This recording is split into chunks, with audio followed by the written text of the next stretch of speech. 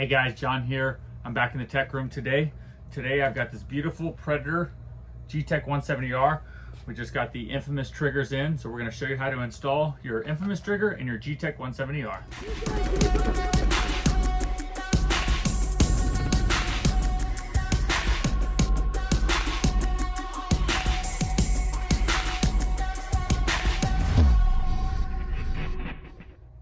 All right, so we've got our Gtek 170R here sitting on our table.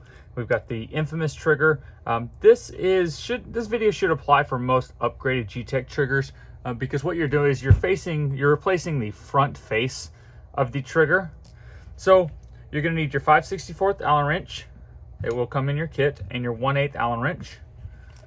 Let's go ahead and get started. So the first thing we're going to do, put your bolt up and out the back. So if you're not familiar with that, the bolt just slides up and then straight out the back of the gun. This is how you would do normal maintenance. Set that off to the side. You're not going to need that. Like I've shown you in some of the other videos, you want to use the short side of your Allen key to loosen up the grips. You don't want to use the ball side at first because sometimes I have seen these break off inside the Allen key, and this gives you a little leverage, so it makes it quite easy, much easier to get some of those tight screws out of the way. So go and loosen all those up.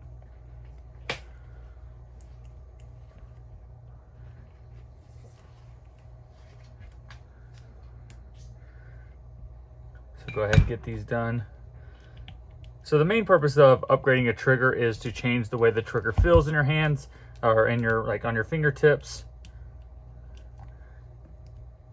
just so you can get a better touch, and also of course you can make your gun look cooler. So today I have the infamous silver trigger. They do make a black one. The main reason why I went with this one is hopefully you can see it better in the camera or in the video once we install it. I don't know if I'd put a silver trigger on a camo gun like this, but just so you guys can see it. So you're going to take the grips off, set those to the side. I'm going to pull the front grip off here, slide this off, set that off to the side. And the main reason why we're doing that is we want to be able to get to the 1/8 screw in the front and the 1/8 trigger or screw in the back. And the reason why we took the back grips off is there's a screw on the side. If you have a ball head, like a little bit longer than this, maybe easier Allen key, you can actually get to the back end of the screw you're looking for. But for the video, I figured I would do the safe route. In my opinion, the safe route. I can't really get in there with this one. But if you had a smaller Allen key in there, you'd probably be able to get in there and take the trigger face off without actually taking apart the complete gun.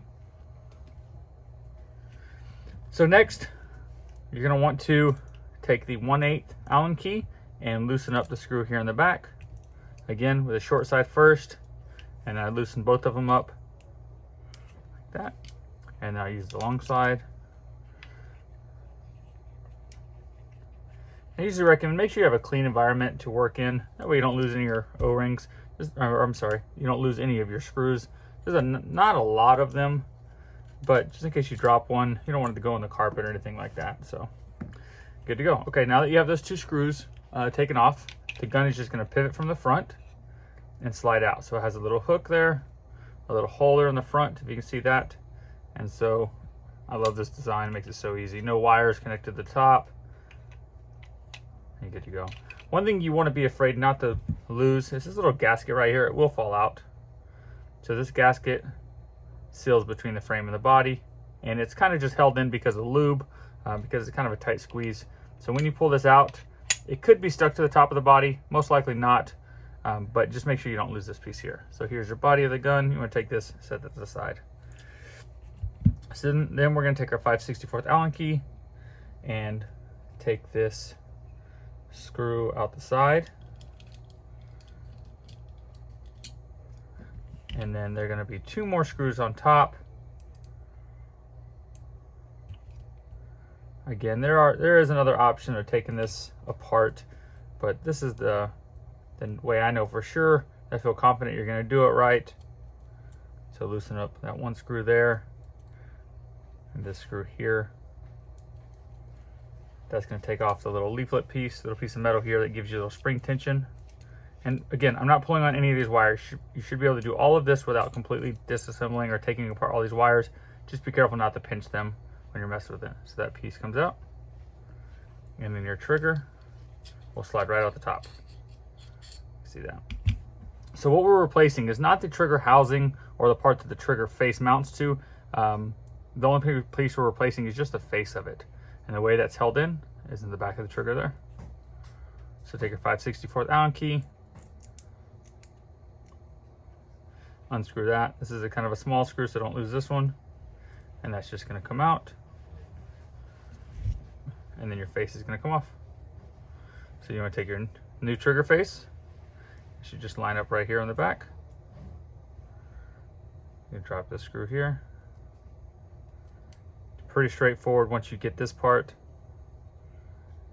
And again, tighten it up. I'm not using a ton of strength just to do it. You want to make sure it's firm so you don't have to mess with it later. And that's a much better trigger. I like that a lot better. Some people like the deuce, which is kind of this style, because it gives you 2 points to touch the trigger when you're shooting it.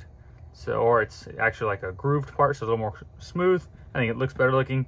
Some people like the flat. I personally like this reach out, or this part where they have the peaks. That way it reaches your hand naturally. Your hand naturally kind of curves like that. And so this trigger sits naturally in there. So the deuce trigger is my style that I prefer to go with if I have a choice. So take that out. So to put it back in, you want to just kind of screw these wires to the side. I'm not pulling on them or anything like that. And this trigger is going to drop right through the top, right there. Again, make sure you don't pinch any wires. That's just going to sit in there. So it's not held in by anything really. It's just kind of sitting in there, hanging in place. Your leaflet, this little spring part, this is what the trigger actually hits to kind of give you some spring tension back towards it. So this is going to just slide. I'm going to slide it from the side. Kind of sneak it in there, press it in there. And again, if you have to force any of this stuff, you're not doing it right. All this is just falling right into place, just very lightly. So you do have 2 holes on the side. That's for these 2 screws, 2 small little black screws. I'm put one in. I'm not going to tighten this one down all the way. I'm just going to put it in place so everything's there. Same for this here. I'm going to put this one in place so I know I've got it all lined up. And then again, I'm not tightening those down. And then I'm going to go ahead and put the side trigger pin in. I just want to make sure everything functions correctly before I put the gun completely back together and put all the screws in. So right now, you can see, nice little pop, snappy on that one. And I can go ahead and tighten up the rest of these screws. On the top, snug them up, and then all the way on the side. Again, once you get to where it's real tight, you want to just kind of use the short side. They'll give you a little more leverage. That's awesome, good to go. So you can see that in there. So I don't know if you can see, but right here is that little leaflet we were talking about. That's actually where the trigger screw, set screw hits. So if you want to make your trigger pull lighter, that would be the set screw that you would adjust. You would unscrew counterclockwise that screw out, and that way it doesn't touch that leaflet as much, so it makes the trigger pull a lot lighter, I guess a lot easier trigger pull. See if I can show you briefly. See what size that one is. But that is pretty much it. Like I said, you can make your gun look, there we go. So this is going to be one size smaller, I think, than the 5/64, so you're 1/16, I believe, Allen key. So what I'm doing is I'm unscrewing this counterclockwise. That way it doesn't hit that leaflet as much.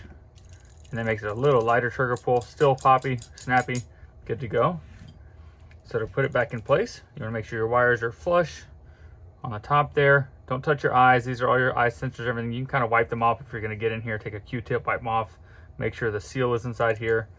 And remember, this front piece is going to hook to the front of the gun. Go like that. And I'm not forcing this. You can kind of bind this up if you don't do it right, but you just want to slowly, literally lightly put it in. It'll all line up. It'll kind of settle in place. I'm going to hold it together with my fingers there.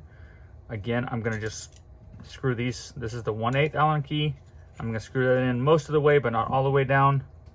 Same for the front. I'm going to make sure I have all the holes lined up before I really tighten everything up.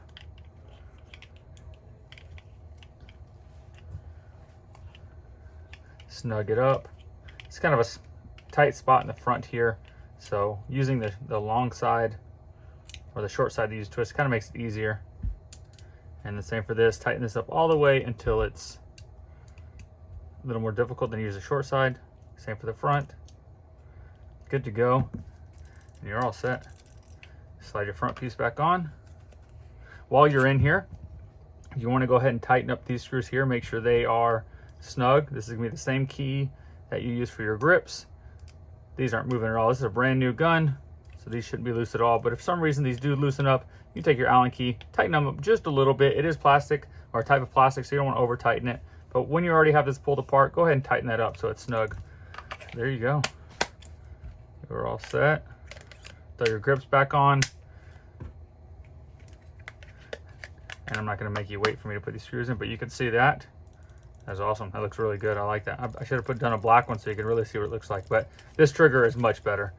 These are available on prohpb.com. We're starting to carry some of the Infamous line. If not, of course, go to infamouspaintball.com. I'm sure they have them on there still. But yeah, this is awesome. This is a super nice looking trigger. Again, these are available in black and silver. It just helps add to the feel of the gun, natural fit into your fingers. I really like this trigger. This is the first time I felt it inside of a gun. I've seen pictures of it, but I like it a lot. So cool deal. Hopefully you guys learned something from this video. If you could, make sure you like this video if you found it to be helpful. It does help other players find our video. It helps our YouTube channel grow. And for 2020, as wild as it has been, we're definitely trying to work our way up and grow that YouTube channel and grow our customer base and our fan base. So thank you guys so much. If you have any questions, please reach out to us online, prohpb.com, any of our social media at ProHPaintball on Instagram, and of course Facebook, or you guys can email me directly, john@prohpaintball.com. I do all the videos, do all the customer service, all that good stuff. So thank you guys for watching. Again, please like and subscribe to our YouTube channel. Thank you guys.